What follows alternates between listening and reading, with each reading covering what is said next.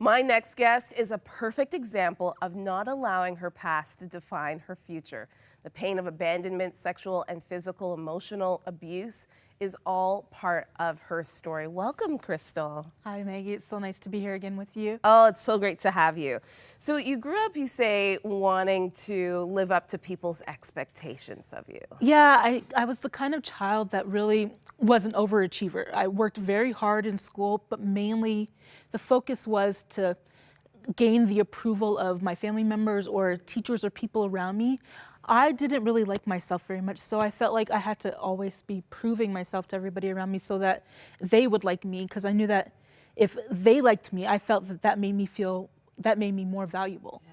So I found my value, my worth in the opinions of other people and what they would say, their praises. Like if I did well on an assignment at school and the teachers praised me for it, it made me feel significant in some way. So I was always kind of focused on, you know, what I can do in order to have people give me their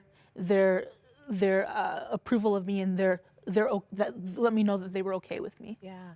Do you think the abuse that you suffered at age 3 and then at 10, sexual abuse, played a role in that? I do. I think I was very worried a lot, and I think the abuse left me in a state where I felt like out of control.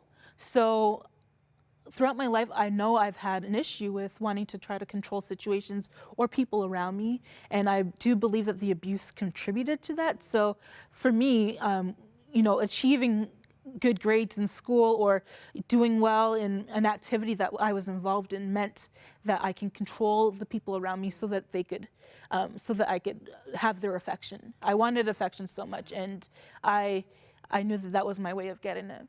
It sounds like there was a lot of abandonment at points in your childhood too. Did you have somebody to turn to when you were sexually abused at 3 and then at 10?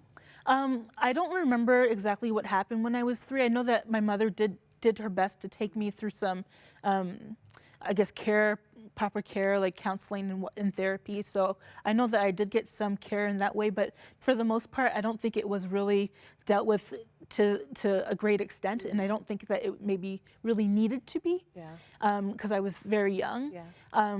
But when I was abused as a 10-year-old, I found comfort in other maternal figures around me who supported me. I didn't feel safe around a lot of people. I felt uncomfortable. I felt uncomfortable with myself. And so I know that I got support from friends and from family members. Yes, there were family members who did support me, but I felt like I felt ashamed of myself. So I think the biggest issue I had was dealing with my own inner demons, my own feelings about if people were going to do something like that to me, what did this mean about me? Was something wrong with me? And I think that was where my biggest struggle is with myself, how I felt about myself. And so you excelled in school, I even did. though at one point you're living by yourself, you're trying to raise your siblings. Yes. But it was teachers seeing something in you, Krystle, that continued to pour into you to the point where you got a scholarship. Yes. Tell me about this. Yeah, so while I was in high school, I was struggling to get through high school, but I was excelling at the same time, doing really well academically. But inside, I was a nervous wreck. Because there was no parent figure at home, I had to kind of figure out how to navigate life on my own. I had to figure out what I was going to eat the next week, or where I was going to go for dinner, or you know, what's going to happen to my younger sister. I had a lot on my mind, so I was dealing with a lot of stress, but really trying to achieve a lot in school. So I would stay up late, you know, working on assignments, and I had no structure. I was just kind of pushing myself to do extra, and not within any, you know, set boundaries. I didn't really know how to set boundaries, but I found that that I was able to do really well, so that to the point where I was given a scholarship. The scholarship was an open doorway for me to go to university, and I felt like prior to that, I felt like I had no hope. I was like, no one loves me, so where in the world can I possibly go? There's no future for me. But the fact that I was granted a scholarship to McMaster University showed that, you know what, there is some hope. There's a possibility that I can do something with myself, even though maybe people around me have forgotten about me, but I can still do something to make a difference in my own life.